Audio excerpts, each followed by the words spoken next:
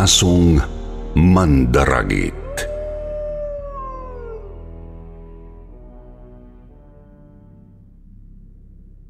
Maligayang pagbabalik dito sa Sitio Pangil. Ang channel na siyang maghahatid sa inyo ng mga kwentong tungkol sa isa sa pinakapaborito niyong paksa sa mga kwento ng takutan. Ang mga aswang. Kaya naman sa episode na ito, hindi lang isa, kundi 3 istorya ang inyong matutunghayan na hatid ng ating mga masusugid na letter senders para ngayong araw. Kaya naman wag na natin itong patagalin pa mga kasityo. Pakinggan na natin ang kanya-kanyang mga kwento. Mag-asawa sa kubo.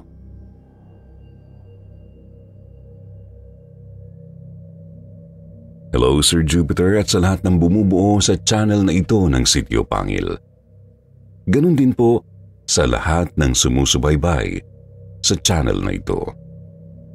Tawagin niyo na lang po ako bilang Miming, 33 years old. Mula po sa isang probinsya sa bandang Western Visayas. Ang kwento pong ito ay mula mismo sa naging karanasan ng aking lolo noong nabubuhay pa siya.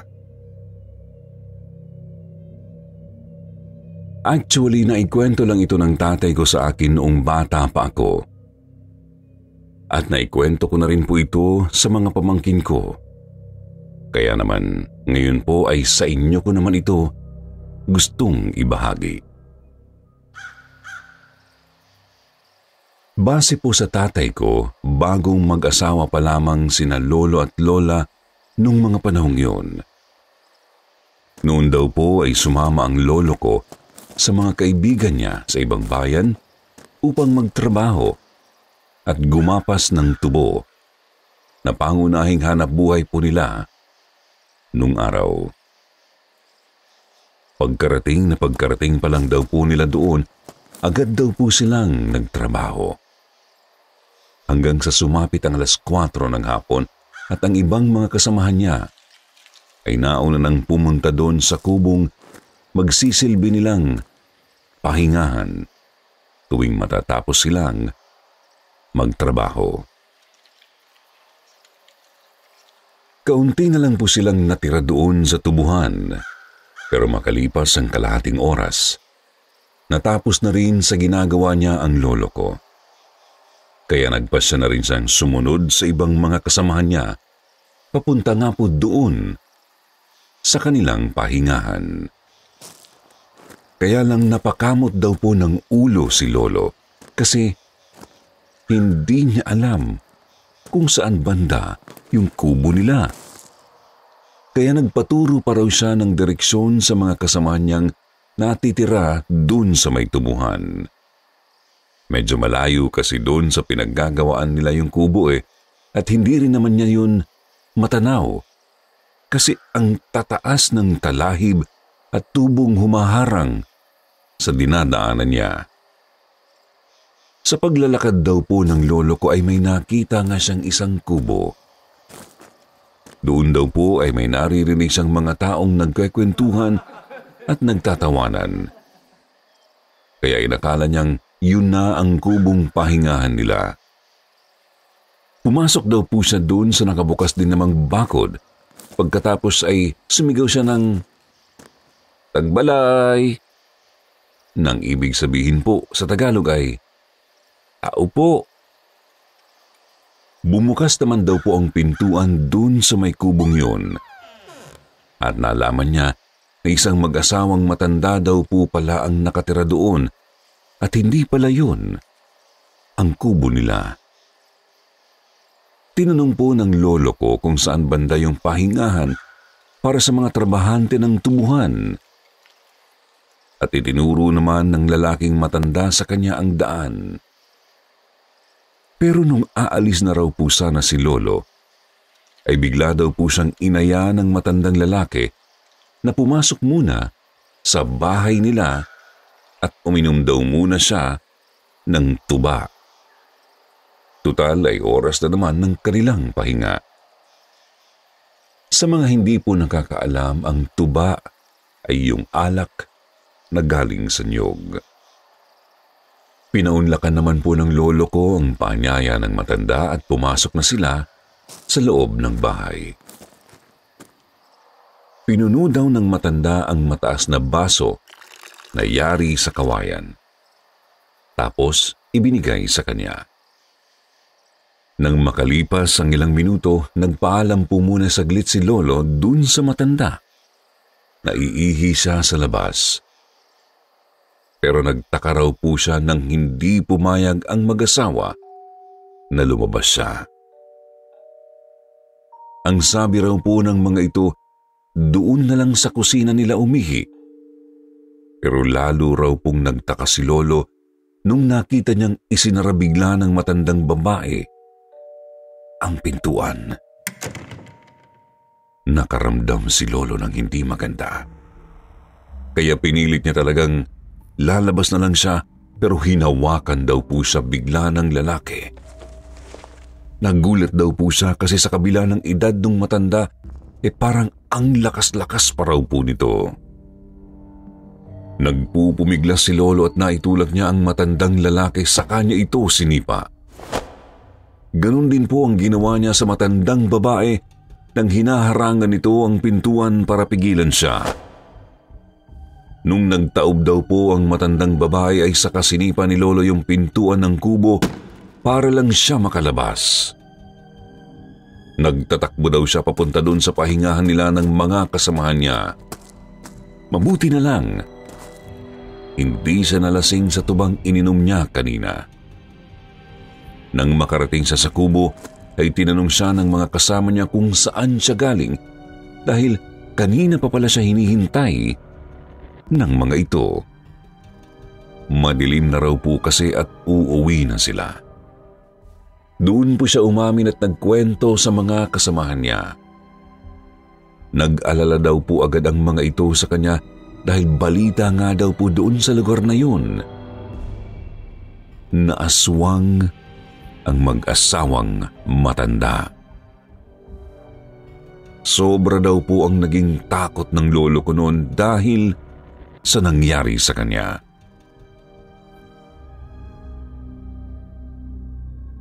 Naglakad po sina lolo at ang mga kaibigan niya pauwi. Kaya lang sa kanilang lahat ay si lolo raw po ang pinakamalayo pa ang uuwi ang bahay.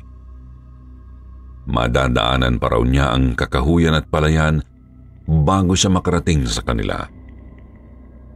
Noon daw pong siya ay mag-isa na lang at naglalakad sa malawak na bukid na yun, bigla raw po siyang may nakitang aso sa unahan. Akala daw niya yun ang alaga niyang si Bantay kasi sobrang kamukha raw po yun ng aso niya kaya tinawag niya raw po ito. Tumatakbo naman daw po yung aso palapit sa kanya at lumulusot ito sa pagitan ng kanyang mga binti. Ilang beses daw po itong ginawa ng aso habang kakawag-kawag pa ang buntot at napansin niya, kada lusot daw po nito, parang unti-unti raw pong lumalaki yung aso at animo biglang namumula ang mata. Doon na raw po natigilan si lolo. Bigla siyang napamura at napabulalas na bakit nga raw namumula ang mata ni Bantay. Pagkasabi raw po noon ng lolo ko, nagulat na lang siya kasi nasa himpapawid na sila. Hindi niya raw po alam kung paano yun nangyari. Basta naramdaman niya na lang daw po na inililipad na siya nito. Dinig na dinig niya rin daw po ang huni nung nilalang na dumagit sa kanya. Hindi niya raw po makakalimutan ang tunog na yon, mga tunog na nililikha raw po ng wakwak, na siyang pinagkunan din ng pangalan ng uri ng aswang na ito. Yung paa raw po ng lolo ko nasa itaas at nakasabit sa balikat ng wakwak. Ang ulo niya naman ay nasa ilalim. Naisip ni lolo, na baka sinundan siya nung aswang doon sa pinuntahan nila kanina. Habang nasa ere sila, naramdaman ni Lolo na parang nahihirapan daw yung aswang sa paglipad. Parang nabibigatan daw ito sa kanya. Naalala niya na meron pala siyang barya sa maliit na bulsa ng pantalon niya na pinaniniwalaan daw pong isang paraan para kontrahin ang mga aswang na mandaragit noong araw. Mabibigatan daw po talaga sila kapag dinagit nila ang isang taong may barya sa bulsa. Kaya raw po pala medyo mababa lang ang lipad nila. Nagsisigaw daw po si Lolo nang hihingi siya ng tulong at sinasabi niyang dinagit daw siya ng aswang. Panay ang sigaw ni Lolo dahil alam niyang hindi siya kayang ilipad ng mataas ng wakwak. Hanggang sa nakita ng lolo ko na may ilang mga lumabas nga pong kamag-anak nila na meron daw pong mga dalang sulo at gasera. Natanaw din po ng lolo ko na malapit na silang dumaan dun sa mga puno at doon niya naisipan na pagdaan nila dun ay hahawak siya sa mga sangang maaabot niya para makaligtas. Pero parang alam daw po ng wakwak ang naiisip niyang gawin. Kaya pilit din itong umiwas at lumipad ng mas mataas para hindi niya maabot ang mga sanga. Pero dahil marami na rin ang nakarinig sa mga sigaw niya kanina, dahil kilala naman po nila ang boses ng lolo ko, nagpaputok daw ng baril yung iba sa mga kapitbahay niya at mga kamag-anak. Nagsisigaw pa rin daw po noon si lolo, kaya maya-maya, dahil na rin daw po siguro natakot ang wakwak na sundan siya ng mga kamag-anak ni Lolo, bigla raw po siyang kinausap nito. Ang sabi raw po ng aswang, huwag daw maingay si Lolo. Ihahatid na lang daw siya nito sa bahay nila. Doon nga, inilapag daw po bigla ng aswang si Lolo sa isang punso na malapit sa kanilang bahay. Narinig ng lola ko ang kalabog sa labas, kaya lumabas siya bitbitang gasera. Nakita niya si Lolo at tinulungan itong makatayo. Inalalayan daw po siya ni Lola papunta sa loob ng bahay. Dito ay ikinuwento na niya kay Lola ang nangyari. Pasalamat na lang daw po ang lolo ko dahil hindi siya tuluyang nadala ng aswang. Marami pa raw po talagang naging karanasan si lolo noon. Lapitin daw po kasi talaga siya ng aswang sa hindi malamang dahilan. Kaya nga po nagdesisyon itong magpatato ng krus sa kamay niya para makaiwas. Meron daw po kasing nagsabi sa kanya na isang paraan yun para maitaboy niya ang mga ganong klaseng nilalang. Doon na po nagtatapos ang kwento ko. At sana ay nagustuhan niyo po ito, Sir Jupiter. Mayong adlaw o gabi sa inyong tanan. At marami pong salamat.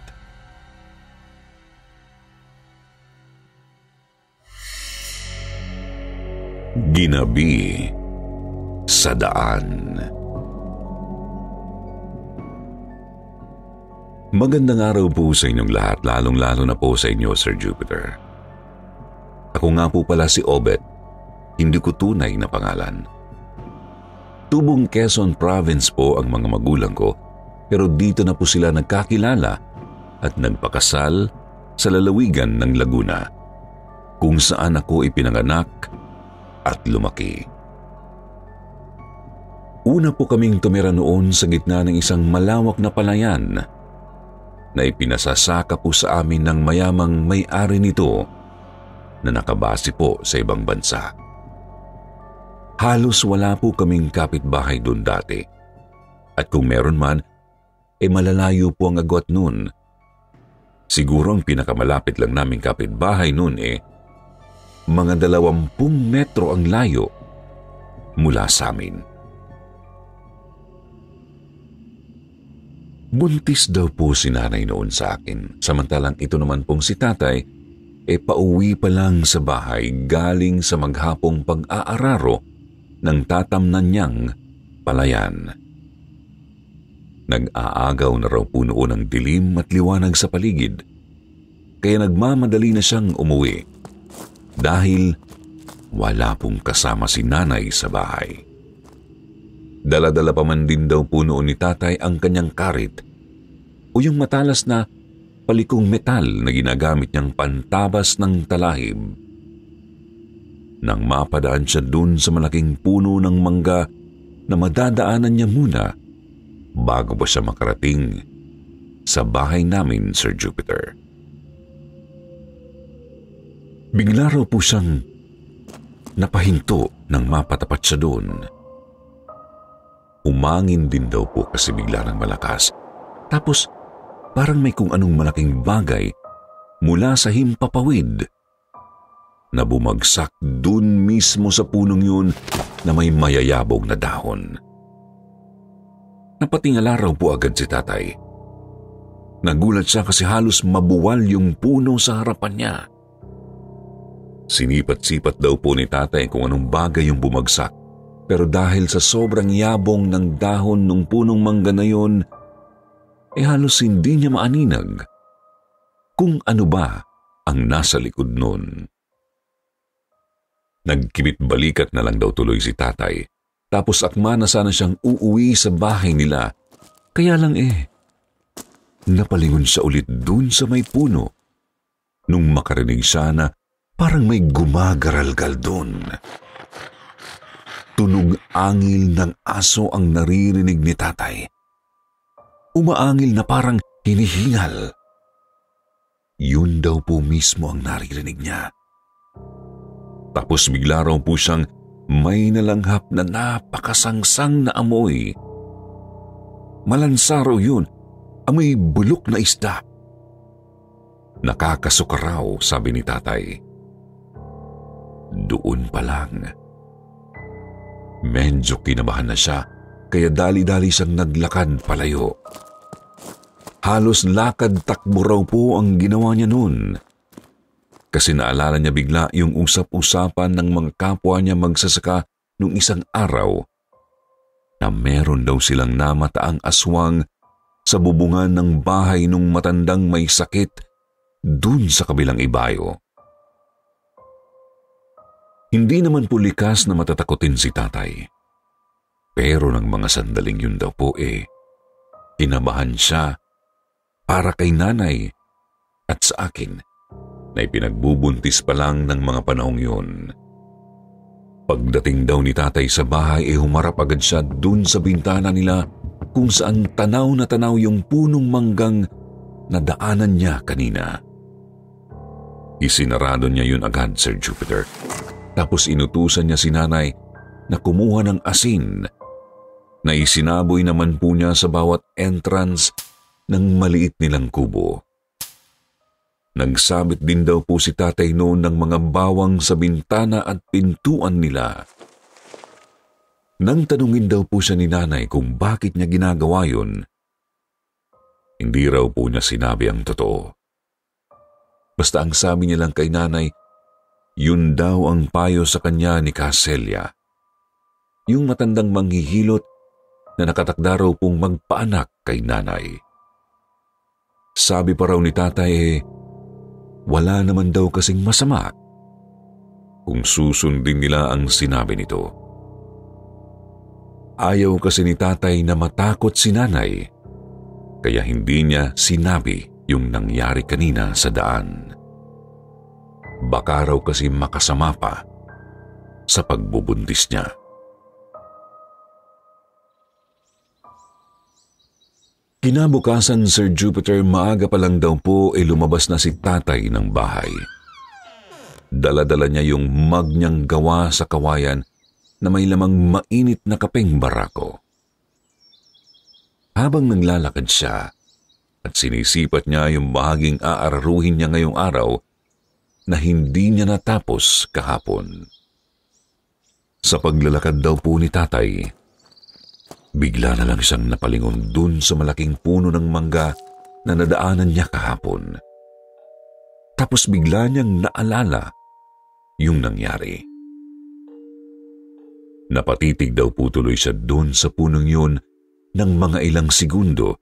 Tapos ganun na lang ang sobrang gulat niya nung nakita niyang bigla na lang daw pong may isang malaking ibon na lumipad palayo galing dun sa likod ng mayayabong na dahon ng punong mangga.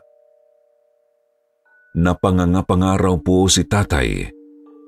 Sobrang bilis daw po kasi ng paglipad nung napakalaking ibong yun na mukhang malaking kuwago na may maliit lang namang pakpak. Talagang kumalabog daw pong bigla ang puso niya. Kung ngayon lang umalis yung nilalang na yun doon sa punong mangga, ibig sabihin, kagabi pa rito minamatyagan si nanay doon sa bahay nila. Kinilabutan daw pong bigla si tatay ng matindi nang maisip niya yun. Halos hindi raw po siya nakapagtrabaho ng maayos ng araw na yun. Pabalik-balik siya sa bahay at mayat-maya niyang tinitingnan kung ayos lang ba si nanay. Nagtataka na nga raw po si nanay nun eh. Nagdahilan na lang daw po si tatay na masama ang tiyan niya. Kaya panay ang pagbabanyo niya. Kaya kalaunan, pinatigil na lang siya ni nanay sa pag-aararo. Ang sabi raw po nito ay magpahinga na lang muna siya ngayong araw at pumayag naman si tatay. Mga bandang 2:00 daw po ng hapon noon, nakahiga si tatay sa duyang ginawa niya sa loob ng kanilang kubo habang pinanonood niya ang nanay ko na nagtutupi ng damit. Bigla na lang daw po siyang kinausap ni nanay at ang sabi ay may sasabihin daw siya kay tatay. Sumagot naman ang tatay ko. Tinanong si nanay kung ano yun, pero mga ilang segundo raw munang tumahimik si nanay bago siya ulit nagsalita. Sabi raw po ni nanay, kagabi raw habang naghuhugas siya ng platong pinagkainan nila, mga bandang 8:00 ng gabi, bigla na lang daw po siyang may natanaw na malaking aso doon mismo sa gitna ng palayan. Meron po kasing bintana yung tapat ng lababo namin noon, Sir Jupiter. Maliwanag din daw po kasi ang buwan noon. Tapos, nangingintab daw yung balat ng aso. Kaya kitang-kita niya ito. Akala raw po ni nanay, normal na aso lang yun nung una. Pero nagtaka raw po siya kasi parang mas matangkad pa yun sa kanya. Tapos maya-maya raw po, bigla na lang itong lumipad palayo at dumapo dun sa may punong mangga na katapat naman mismo ng bintana nila sa may salas. Siyang uwi naman po ni tatay noon kaya sa totoo lang, alam naman na raw ni nanay ang dahilan kung bakit biglang naghagis ng asin at nagsabit ng bawang si tatay kagabi. Ang sabi naman daw ni tatay, wag daw matakot si nanay dahil babantayan niya naman daw silang mag-ina. Ngumiti lang naman daw po si nanay noon at sinabing hindi naman daw siya natatakot eh. Ang totoo nga raw po niyan, mas nakakampante pa nga raw siya ngayon. Nagtaka naman po si tatay sa sinabing yun ni nanay. Tinanong niya kung anong ibig sabihin nito. Huminga raw po ng malalim ang nanay ko, Sir Jupiter. Pagkatapos sa oras na yun, ay inamin niya mismo kay tatay ang isang sikreto na matagal din daw pong itinago ng pamilya nila. Matagal na panahon na raw po ang nakakalipas. Nakatira pa raw po sina nanay noon sa Quezon Province nang magtrabaho raw po ang panganay na kapatid ni nanay sa bandang Visayas. Itago na lang po natin siya bilang Tio Menong. Mga ilang taon din daw po itong nagtrabaho sa malayo, pero pag-uwi daw po ni Tio Menong ay kakaiba na raw ang kanyang ikinikilos. Hindi na raw po ito normal, sabi ni nanay. Takot na raw po kasi ito sa araw, tapos sobrang hilig na raw po nito sa karning hilaw. Napapansin daw po nila na umiiwas itong makakita ng buntis o di kaya ay mga taong may sakit. Sa sobrang pagtataka raw po ng mga magulang nila ay pilit nilang pinaamin si Tio Menong kung ano ba ang nangyari sa kanya sa Visayas. Doon na raw po ito nagsabi ng totoo. Nayanggaw daw siya. Ang sabi ni Tio Menong, meron daw po kasi siyang isang kasamahan sa trabaho na nakaaway niya at napagsalitaan niya ng hindi maganda. At bilang ganti raw po ay bigla siya nitong dinuraan sa mukha. Sa mismong bibig daw po ni Tio Menong sumakto yung laway ng kaaway niya. Kaya galit na galit siya at halos sugurin niya ito kung hindi lang siya pinigilan ng iba pa nilang kasamahan sa trabaho. Ang hindi raw po akalain ni Tio Menong iba na pala ang ibig sabihin ng pagdurang iyon nito sa kanya. Makalipas lang daw po kasi ang isang linggo ay bigla na lang daw namatay yung nakaaway ni Tio Menong sa hindi malamang dahilan. Simula daw po noon may kakaiba nang nangyari sa kanyang katawan. Nauuhaw siya sa dugo. Nagugutom siya sa laman. Natatakam siya sa buntis. May sakit, pati na rin daw po sa mga babaeng birhen, Sir Jupiter. At doon niya na lamang nayanggaw nga siya. Umalis daw po sa puder ng mga magulang nila si Tio Menong dahil sa takot na baka masaktan niya ang pamilya niya ngayong isa na talaga siyang ganap na aswang. At simula noon ay hindi na raw po ito nagpakita sa kanila. Hanggang sa ipinagbuntis na nga po ako ni nanay. Alam niya raw po na si Tio Menong ang aswang na nakita niyang nakamasid sa kanya. Dahil unang-una ay nangako raw po ito na kahit nasa ganung kalagayan na siya, ay proprotektahan at babantayan pa rin niya ang mga kapatid niya. Lalong-lalo na ang bunso nilang si nanay. Sobrang nagulat daw po si tatay nang malaman niya yun.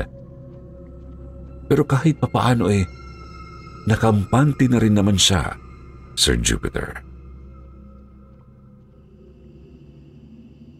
Hanggang isang araw, naglalakad daw po si tatay noon pauwi sa bahay namin. Bandang 10:00 na raw po yun ng gabi. At galing siya sa pagdi-deliver ng gulay sa kabilang bayan. Ginabi na siya kasi medyo napainom siya dahil na rin sa pag-aaya ng barkada at hindi siya nakatanggi. May kasama naman daw po si nanay noon sa bahay kaya kampante siyang hindi ito maaano. Kaya lang, habang naglalakad daw po si tatay, bigla na lang siyang may nakasalubong na isang malaking asong naglalakad papunta doon sa may punong mangga. Kinabahan daw si tatay kasi nakita niyang tama nga ang sinabi ni nanay noon na mas matangkad pa nga sa tao ang asong yun. Inipon na lang daw po niya ang lahat ng lakas ng loob niya at nagpatuloy lang siya sa paglalakad habang nagdadasal na hindi sa bigla na lang lapain ng aswang na kaharap niya ng mga sandaling yun. Siguro dahil na rin daw po sa tama ng alak kaya nung magkatapat sila ng malaking aso, Sir Jupiter, ay nagawa itong batiin ni tatay ng isang "Magandang gabi po." Sa gulat daw po ni tatay ay bigla siyang sinagot nung malaking aso, "Magandang gabi rin." Sabi raw po nito. Tapos, sinermonan pa raw si tatay kung bakit iniiwanan niya ang asawa niya at pinababantayan niya sa iba. Sinabihan pa raw siya nito na mali raw ang ginagawa niyang pagsasaboy ng asin dahil dapat daw ay ginagawa niya yun bago pa man sumapit ang 5:00 ng hapon. Dahil kung lalampas sa oras na yun, ay mawawalan daw po ng silbi ang proteksyong hatid ng asin sa buntis. Pinayuhan din daw po ng aswang si tatay na bilinan niya si nanay na magbelo ng puti tuwing lalabas para maging invisible ito sa mga mata ng ordinaryong aswang. Sumagot na lang daw po si tatay noon ng "Opo." Tapos kumaripas na siya ng takbo pauwi sa bahay nila. Tawa raw po ng tawa si nanay nang ikwento ni tatay ang nangyari. Hindi naman daw po alam ni tatay kung matatakot ba siya o magpapasalamat dahil umaaligid sa bahay nila ang aswang hindi para kainin ng mag-ina niya, kundi para bantayan sila. Naging maayos naman daw po ang pagbubuntis ni nanay hanggang sa naipanganak niya ako ng malusog at walang kahit na anong iniindang sakit. Simula noon nawala na ulit si Tio Menong at hindi na naman nagpakita. Hanggang sa muli na naman pong nagbuntis si nanay sa bunso kong kapatid. Sa totoo lang po, nung ikwento sa akin ni nanay ang tungkol dito, hindi po agad ako naniwala, Sir Jupiter. Sabi ko kasi sa kanya parang imposible naman tong mangyari sa tunay na buhay. At kakoy, baka gawa-gawa lang niya. Hindi naman po ako pinilit ni nanay na maniwala. Nginisian niya nga lang ako noon hanggang sa dumating ang panahong nagbuntis ang kapatid ko. At yun po ang isusunod kong ikikwento sa inyo, Sir Jupiter. Sa ngayon po ay dito ko na muna tatapusin ang aking istorya.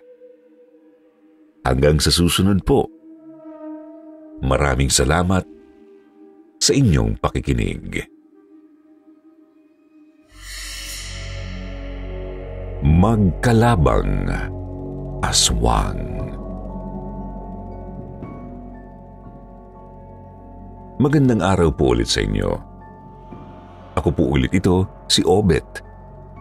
Yung dati pong nagpadala sa inyo ng kwento tungkol sa karanasan ng tatay ko nang sa wakas ay makilala niya na po ang kapatid ni nanay na si Tio Menong na isa pong aswang. Ngayon naman po ikikwento ko sa inyo kung paano nga ba nangyaring nakumbinsi nila ako na totoo nga at hindi po gawa-gawa lang ang kwentong ito sa amin ni nanay nung mga bata pa kami ng kapatid kong si Mina. Binata na po ako nang mangyari ito.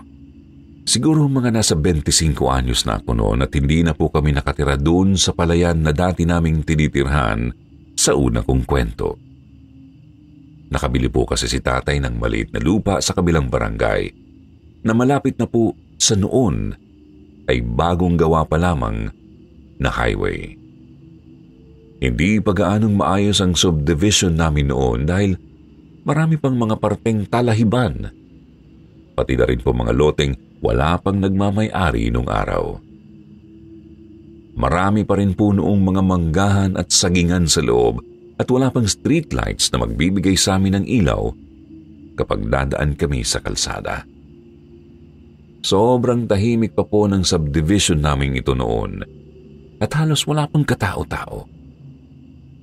Malayong malayo sa hitsura nito ngayon, Sir Jupiter, nakabi-kabila na ang apartment buildings, lalo pa. At malapit din ito sa mga pabrika dito sa lugar namin. Nagtatrabaho na ako noon sa isang pabrika habang si Mina naman pinag-aaral ko pa po noon ng college. Mga bandang 6:00 ng gabi po nang umuwi ako galing sa trabaho. Magfe-February na yata ng mga panahong yun at ilang buwan na lang gagraduate na ang kapatid ko sa kurso niyang education. Pagod na pagod ako ng araw na yun dahil sobrang daming ginawa sa pabrika. Inaantok na ako habang naglalakad nun pauwi sa amin kaya hindi ko pinansin yung 2 babaeng nakasalubong kong nagtatakbuhan habang sumisigaw na may nakita raw silang aswang. Akala ko kasi nagtatakutan lang sila kasi nga madilim yung daanan namin sa subdivision. Tapos napapalibutan pa ng mga sagingan at manggahan kaya maraming puno. Basta tuloy-tuloy lang ako sa pagpasok noon sa gate namin. Kaya lang po nung nasa tapat na ako ng pintuan ng bahay namin, Sir Jupiter, bigla na lang akong nakarinig ng parang pagaralgal na angil ng aso. Lumingon ako bigla noon sa likuran ko at tiningnan kung may sumunod bang asong kalye sa akin. Pero nagtaka ako nung wala naman akong makita. Hindi masyadong malakas yung angil na naririnig ko. Pero alam kong nasa malapit lang yun. Hanap pa ako ng hanap kung saan yun nanggagaling, pero talagang wala akong makita. Tapos maya-maya bigla ko na lang naalala yung 2 babae kanina na nakasalubong ko. Naalala kong sinabi nga pala nila na nakakita nga raw sila ng aswang, kaya bigla akong kinabahan. Hindi ko alam kung anong naisipan ko noon, Sir Jupiter, pero humakbang ulit ako pabalik doon sa may gate namin.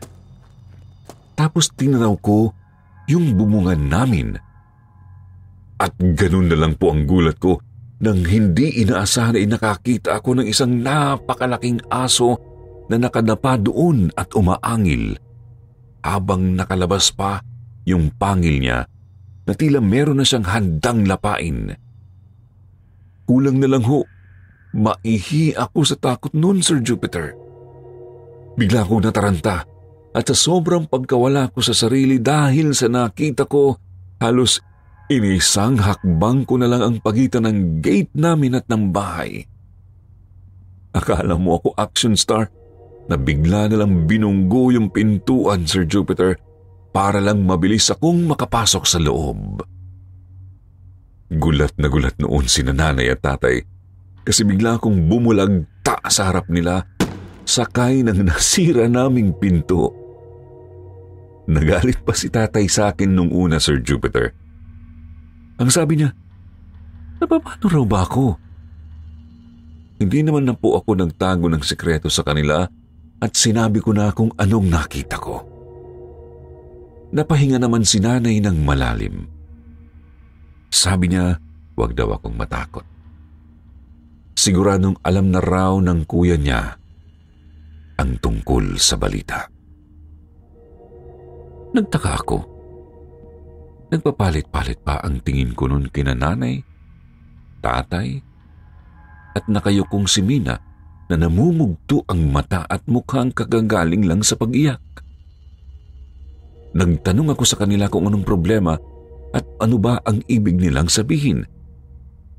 Pero halos ayaw nilang umamin sa akin hanggang sa hindi pa man nakakasagot si nanay sa tanong ko, Sir Jupiter, bigla na lang kaming nagulat nung makarinig kami ng malalakas na kalabog sa bubong namin. Parang may nag-aaway na pusa. Ang kaibahan nga lang aso ang nakita kong nandoon kanina. Nakiramdam kami kung ano ang nangyayari hanggang sa maya-maya po. Habang nakikinig kami sa mga karalgal at alulong na galing sa bubungan, ay bigla na lang akong nilapitan at niyakap ng umiiyak pa ring si Mina. Sabi niya sa akin, sorry daw. Hindi raw niya sinasadya ang nagawa niya. Pasensya na raw dahil buntis siya. Para po akong pinagsakluban ng langit at lupa ng mga sandaling yun. Hindi ko alam kung anong mararamdaman ko. Gusto ko sanang magalit noon, Sir Jupiter. Kaya lang po, hindi ako makapag-focus sa nararamdaman ko dahil naririnig ko talagang palakas na ng palakas yung mga kalabugan sa itaas. Napatanong pa nga po si tatay noon sa akin. Sabi niya, sino raw kaya ang kaaway ni Tio Menong? Abay, malay ko kako. Iisa lang naman ang nakita ko kanina dun sa bubong eh. Pero habang nag-uusap kami ni tatay, lalo namang lumakas ang iyak ni Mina. Sabi niya, baka yun daw yung tindera ng pampalaglag dun sa may simbahan na pinagtanungan niya nung isang araw nang malaman niyang buntis siya. Sa sobrang lito niya raw po kasi sa nalaman niya, naisipan niyang gumawa ng maling desisyon para lang hindi namin malaman ang kasalanan niya. Naisipan niya raw na ipalaglag yung batang dinadala niya kaya naghanap siya ng nagbebenta ng pamparegla. Kaya lang po hindi natuloy ang pagbili niya noon dahil sa gulat niya. Kinumbinsi raw po siya ng tindera na siya na lang daw ang bahala sa batang dinadala ni Mina. Bigla raw pong umamin sa kanya yung tindera na isa siyang aswang. At sa totoo lang daw po, ay kanina pa siya takam na takam dun sa batang nasa sinapupunan ni Mina. Ang bango-bango raw po kasi nito. Ganun daw po kasi talaga ang amoy ng bata. Lalo na kapag bunga ito ng totoong pagmamahalan ng kanyang mga magulang. Kumbaga puro daw at walang halong lokohan ang relasyon ni Mina at ng ama ng bata. Kaya sobrang bango raw ng amoy nito. Nung hindi raw po pumayag si Mina na ipakain sa aswang ang baby niya, naggalit daw yung aswang sa kanya. Ang sabi raw po nito, hindi niya raw titigilan si Mina hanggat hindi niya nakukuha yung bata. Kukunin at kakainin niya raw ang pamangkin ko sa ayaw at sa gusto ni Mina. Mabuti na lang daw po, Sir Jupiter, dahil nung biglang sumakit ang tiyan ni Mina habang magkausap sila nung tindera, bigla na lang siyang inakbayan ng isang napakatangkad na lalaki na kamukhang-kamukha raw po ni nanay. Si Tio Menong pala. Pinagbantaan daw po ni Tio Menong yung tindera na kapag hindi nito nilubayan si Mina, sasamain ito sa kanya. Pero mukhang wala raw pong takot yung tindera, kaya nagawa pa rin itong sundan ang kapatid ko sa bahay namin. Sabi pa sa akin ni Mina, kanina pa raw niya nakikita ang aswang na yun dun sa may sagingan, nakatapat lang ng bahay namin.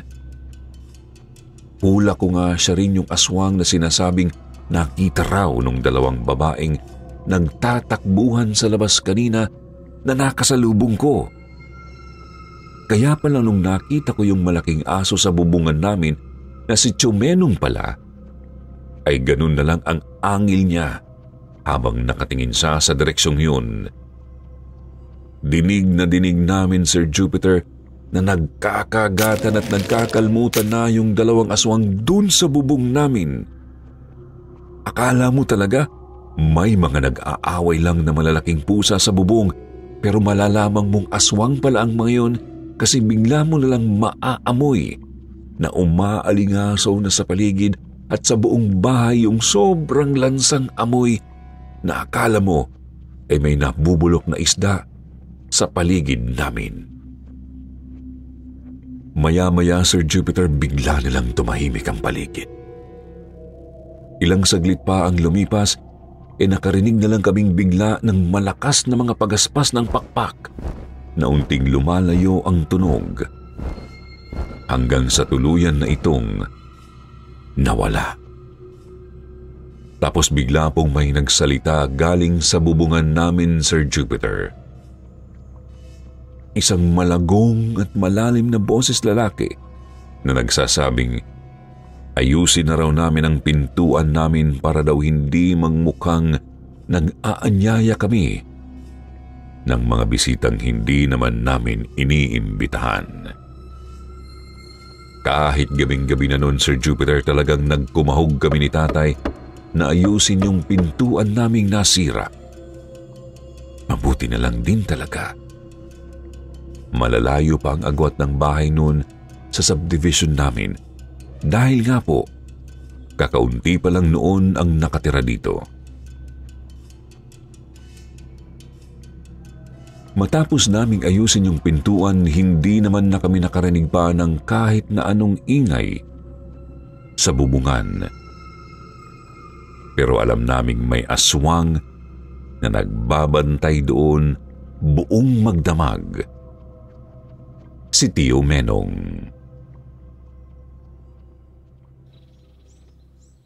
Kinabukasan po, tanghali na tuloy akong nagising. Doon na lang nag-sink in ng maayos sa utak ko noon ang tungkol sa nangyari kagabi. Para akong sira na bigla na lang napaiyak. Kaya hayun. At hingi na naman ng hingi ng tawad sa akin ang kapatid ko. Ganun pa man ay nangako na lang siya sa amin na tatapusin pa rin naman ang pag-aaral niya kahit na magkakaanak na siya. Sabi ko naman hindi ako papayag na ganoon lang. Kailangan naming makilala yung lalaki. Kaya nga nagkasundo kaming ipapakilala niya sa amin yun ngayong gabi. Maaga pa lang naghanda na kami para sa magiging bisita namin mamaya. Kaya lang po, siguro mga bandang 3:00 ng hapon habang nag-aayos kami ni nanay sa kusina, bigla na lang naming narinig na sumigaw si Mina ng napakalakas. Dali-dali akong lumabas sa may salas tapos nakita kong itinuturo ni Mina yung bintana namin. Sobrang gulat ko nung makita kong meron doong babaeng nakasilip. Meron siyang mga sugat sa mukha, pati sa braso. Pero sobrang lawak ng pagkakangisi nito na akala mo nakakita siya ng masarap na pagkain at gustong-gusto niya na yung kunin. Sabi ni Mina, yun daw yung tinderang aswang na nakausap niya sa labas ng simbahan. Yun din ang kaaway ni Tio Menong kagabi. Sinubukan ko nga po siyang batuhin noon habang si tatay naman ni Akmang lalabas na sana ng bahay para habulin yung babae. Nang bigla na lang itong napalingon sa gate namin at kumaripas ng takbo. Yun pala meron isang matangkad at matipunong lalaking pumapasok sa gate namin na kamukhang-kamukha ng nanay ko. Si Tio Menong po yun, Sir Jupiter. Para nga akong timang nung makaharap ko siya kasi hindi ako halos makapagsalita. Ang sabi niya sa akin, alagaan ko raw ang kapatid ko tulad ng pag-aalaga niya sa nanay ko kahit na malayo siya sa amin. Tumangulang ako kasi natatakot nga po ako sa kanya noon. Meron siyang ibinigay sa kapatid ko, Sir Jupiter, na isang kulay pulang telang nakabilot at parang may kung anong laman sa loob. Hindi ko alam kung anong laman noon dahil kabilin-bilinan ni Tio Menong sa amin na huwag daw naming bubuksan yun at hayaan lang namin yung nakabalot. Sabi niya huwag daw aalisin ni Mina yun sa katawan niya habang buntis siya dahil marami raw talagang aswang na naninirahan dito sa lugar namin. At yun ay isang mabisang proteksyon laban sa mga ito. Sinunod naman ni Mina yun at kahit kailan ay hindi na po siya ginambala ng aswang. Simula nun, Sir Jupiter, talagang naniwala na ako sa kwento ni Nanay tungkol sa kapatid niya. Yun na po ang huling beses na nakita ko si Tio Menong. Pero alam kong nandyan pa rin siya sa paligid namin at nagbabantay. Nag-aabang ng panibagong mahal sa buhay na poproteksyonan niya sa pamamagitan ng sumpang ibinigay sa kanya noon ng dati niyang kaaway. Sa totoo lang po, Sir Jupiter, kapag naiisip ko ang kalagayan Tio Menong ay naaawa ako sa kanya. Wala siyang naging sariling pamilya dahil pinili niyang mag-isa at solohin na lang ang sinapit niya. Pero sa tingin ko naman po ay matagal na niyang tanggap ang sinapit niya.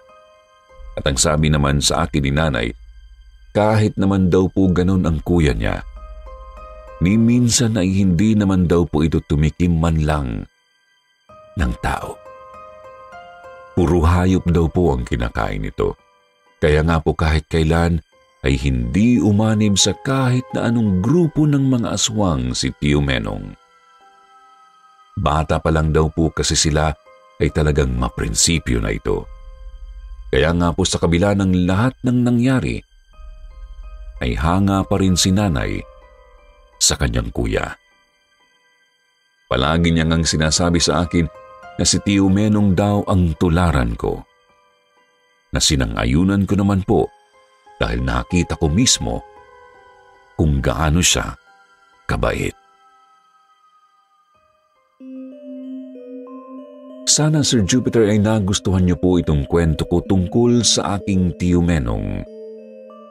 Ibinahagi ko po ito sa inyo kasi gusto ko lang din pong sabihin na hindi naman po lahat ng aswang ay dapat nating katakutan. Maraming salamat po sa pakikinig niyo dito sa aking kwento, mga kasityo. Ako po ulit ito, si Obet. Magandang gabi po sa inyong lahat.